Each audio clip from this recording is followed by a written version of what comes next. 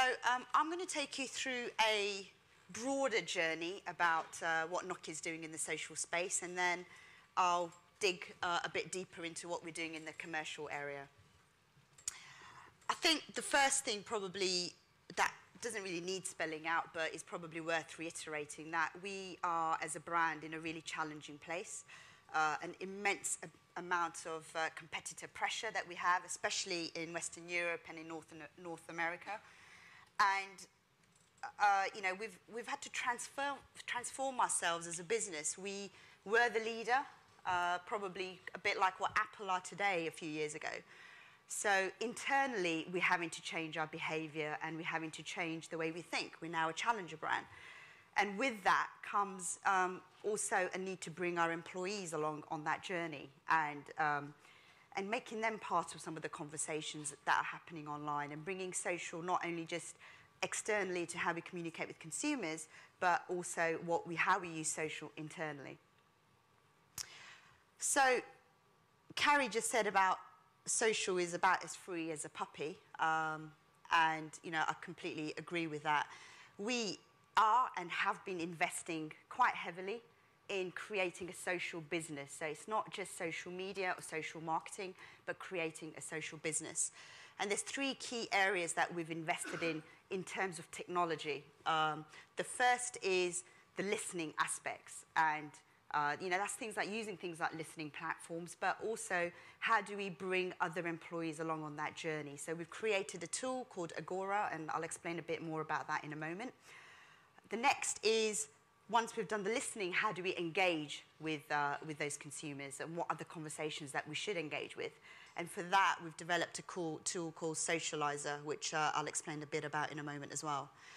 The last then, it's only after you've listened and you've engaged, can you then seek to monetize that and to commercialize it. And that's kind of the third area. And for that, we use EngageSciences platform, which internally we call the social engagement platform. So what's Agora? Agora basically is physical screens that we have in common areas at some of our main offices around the world. And the point of this is that it's taking social media outside of the marketing team, outside of people who are looking at it every day, and actually bringing it to other employees. So they can see real time the conversations that are happening around our brand. What volume of conversation is there for Nokia versus our competitors? If we make an announcement of a new device, what is the real-time feedback on that? And it could be anybody from HR, somebody working in our canteen, R&D, anybody in the business who can walk up to these screens and see exactly what's happening in the social space. And hopefully it would ignite conversations internally as well. The next tool is called Socializer, and we've spent a lot of time and resource in developing this tool. It's kind of still going through some development at the moment. The idea behind this is taking the information that we get from Radian 6 and taking that noise away really of Radian 6 and really showing us as a brand, as a company, which are the alerts and the conversations we really need to respond to, not waiting for reports a week later or a month later, but almost in real time, we know where we need to respond. But not only that, the great thing about it is how we bring in other people into that conversation. So if it's a care-related issue that comes into our main, you know, @Nokia Twitter account, we can then get that alert, share it with the correct people in our care team who will be able to respond to it immediately. If it's a sales opportunity, and this is an area that we're currently investigating and trying to find the opportunities around that, how do we message back a user who's saying something that is potentially a sales opportunity for us and respond to them immediately with a potential option? So it's the collaboration that comes with this kind of a tool that just brings more of the organization together, and this is where you start going into the territory of a social business. But of course, you know, we're a large organization, and I understand that not every company is going to have the budget to invest in this kind of tool or the resource or the team. So at the other end of the scale, we're also using Facebook as a collaboration tool. So this is a private group that we've set up only 2-3 months ago on Facebook, because we were looking at ways of bringing all the different community managers that we have in the different businesses, different countries, into one place. No one was really responding to emails, looking at emails. And we thought, hang on, these guys are spending all of their time on Facebook. Why don't we just talk to them in Facebook? It's not rocket science. And literally, within a few hours, we had nearly 200 members within a couple of weeks. And today, I think we've got close to about 400 or 500 members. So these are not just Nokia employees, it's our agencies as well who work on our account. We obviously monitor to make sure that these people are still, you know, should they be taken off or not once they leave Nokia or move on to another account, etc. But we've found it to be an extremely collaborative tool, a great way. It's real time, really sharing stuff quickly, and then the people who are on here can respond to it very quickly. And it doesn't cost us anything. So moving on then to commercializing social media, I think probably the main thing I want to say here is we're not experts. And I think any company that claims to be an expert is, you know, maybe exaggerating. It's such a new area. We are on a journey, we're learning. And, you know, with the same journey as a lot of other companies, perhaps not as sophisticated as the likes of Play.com are. Which brings me to the next point, that unlike a lot of other companies, we are not direct to consumer.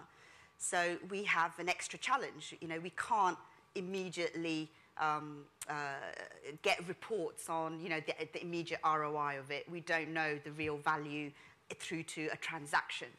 So for us, commercializing social media is around, you know, lead generation and incentivizing purchase, and what does that engagement that we're doing in social channels, how does that translate into making that user have a high propensity to purchase from us and through our operators. So it's working very closely with the third parties that we work with. So our social commerce strategy then is threefold. The first is about creating a social shopping experience by connecting online and offline. So we can do that. We may not be able to send them directly into our own shop for them to go and buy, but we can bring our products to life online. And I'll show you some examples of how we do that.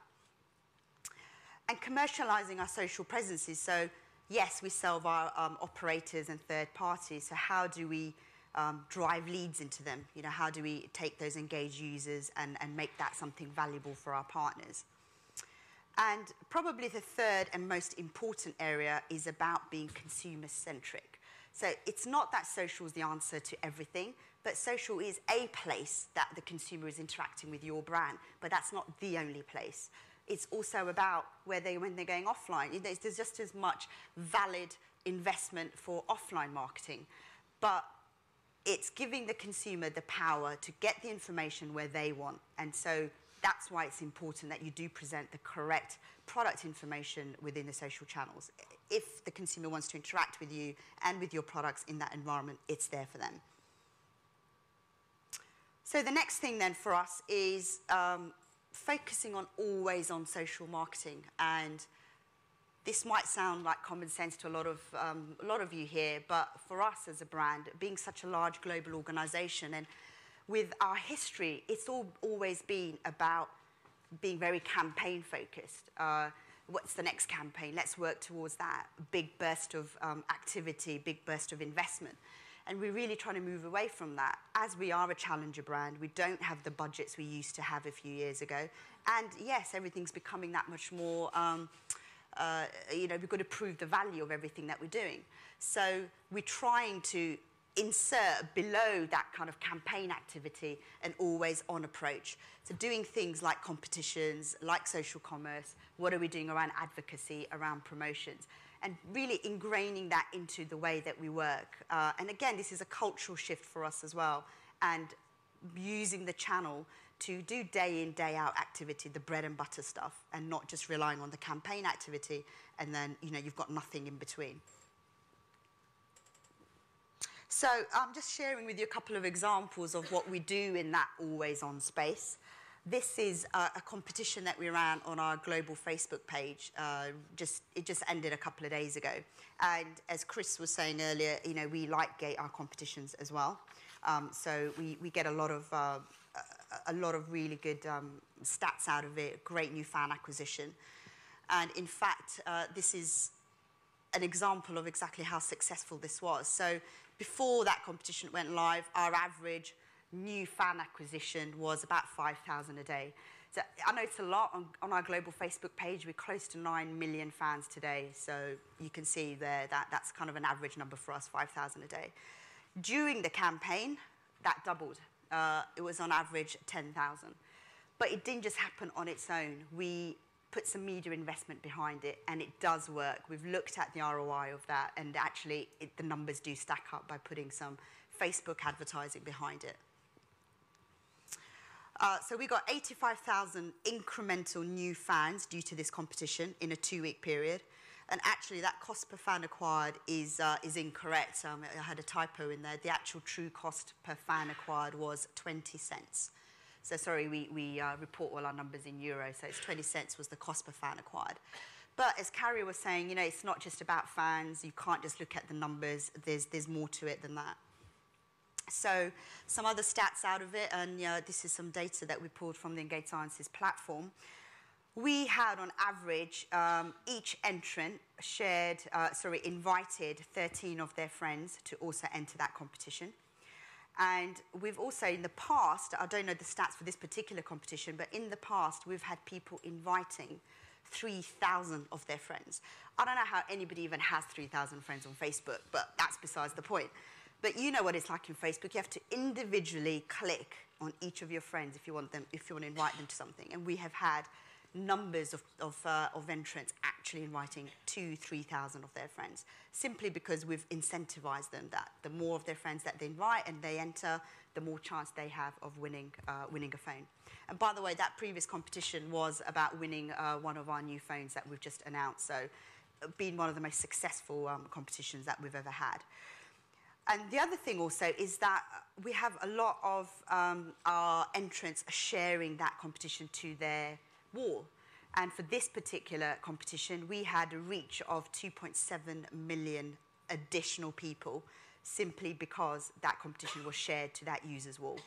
So it just goes to show the power. And this is the kind of advocacy elements as well that comes into it, and a far bigger value than just acquiring new fans. We also have opt-in data, and I'll come on to some of that a bit later. So 93,000 people entered. We've had in the past an average of 80% opt-in rate. That's massive. When I told that stat to our CRM director the first time we ran a competition, his mouth just fell to the floor. He's never had that sort of an opt-in rate. I don't think any brand really gets that sort of opt-in rate in other channels. But of course, in social, they're already engaged, they already like your brand. Doing something like this and asking them for their email address and getting them to opt in is so much easier. Okay, and then moving on into the product engagement stuff, which is what I said earlier, is what we can do is creating that social shopping experience.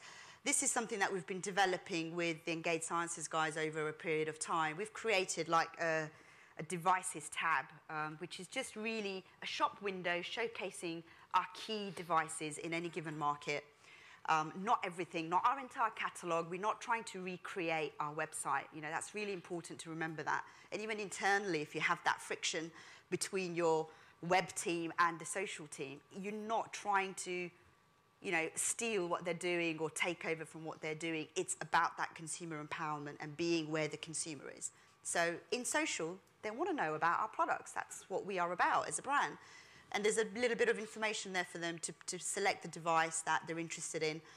And then over on the right is the actual social product page. And we've called it a social product page because it's aggregated content, it's videos, it's unboxing videos that users have created in YouTube, bringing that in there.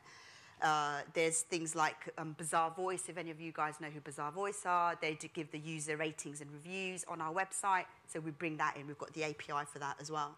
And we've actually, if you notice there, used the timeline design, and we've worked really closely with Facebook to create this kind of anthropomorphic style of showing our products, when the product was born, for example, and then all the other kind of relevant content. So it's just humanizing it a little bit more, and it's being sensitive to the environment that you're showing your product information on. And this is an example of the UK version. So on the global page, we don't show any prices because we've got users coming from all over the world, but we are working towards doing dynamic updates for that. But for the UK, we've even created live pricing information that you can see on the right-hand side. So this is a feed that comes in with our key operator partners. What are the prices that they're selling, whether it's on pay-as-you-go, buying the device outright, or on a contract plan. And this is moving into this whole driving online leads. You know, again, because we can't sell, we can do this. We can start showing the value of driving this traffic into our operator partner sites, into our Nokia.com site. And we know that any user that goes into Nokia.com, they have a higher propensity to then go and purchase a device. So one of our key KPIs is driving that traffic into our website. And then it's also about driving footfall. And these are a couple of examples of what France did last year when we launched our first range of Lumia devices. They created voucher coupons that the user could take into an Orange store and get a discount to buy a device. And you know, this is all very easily doable using the platform. There's no other technical things that we have to worry about with this. It's very easy for our markets to implement something like this. So moving on and looking ahead at where we're going, as I said, we are still very early on in our journey, and there's things we really need to explore much more of. Social CRM is a key area for us. So we're doing these competitions, massive amount of opt-in data, 80% opt-in. That's, you know, great. So what are we going to do with that next? What we do on our global page is start identifying which markets or countries these people are from who've entered the global competition.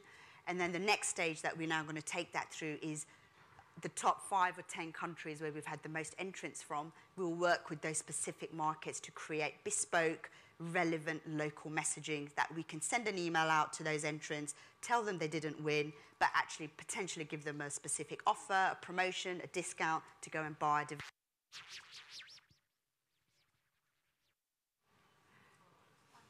I've been turned off. Oh, I'm back again. So it's taking, you know, it's taking that value from somebody who's entered the competition and actually trying to connect it up into sales. That doesn't mean it's going to change the world overnight and we're going to get millions of sales out of it, but it's about incremental steps. Every little area that you move into, everything that you do is helping to hit your numbers. And then over on the right-hand side is one of the most exciting things I think that the platform provides us with, which is a real fan insights that you know, the platform collects for us. For every campaign that we run using the platform, any competition that we run, we know who have been our most engaged fans, who've invited the most people, how influential have they been. Of the people they've invited, how many of those people have then engaged? And we haven't done anything with this yet, so that's probably the next step that we're going to look at. How do we capitalize on that? How do we retarget some of these people? The likes of people, you know, who've got 3,000 friends who they're inviting, and you know, even if 300-400 of those people are engaging, that means that particular person's really influential. Should they be taken into our advocacy program? You know, these are areas that we're still exploring. So to kind of wrap up then in terms of a bit of a summary, we are transitioning into a social business and becoming more social across our organization, not just within marketing and the digital teams.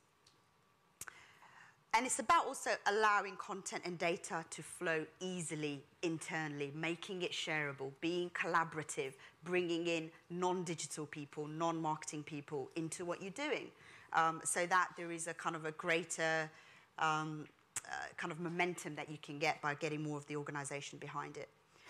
And, you know, linked to that is working as communities and not as silos. That's one of the most important things that we're learning. And the more you bring other people into the journey, the more you're going to gain out of it, the synergy, I guess.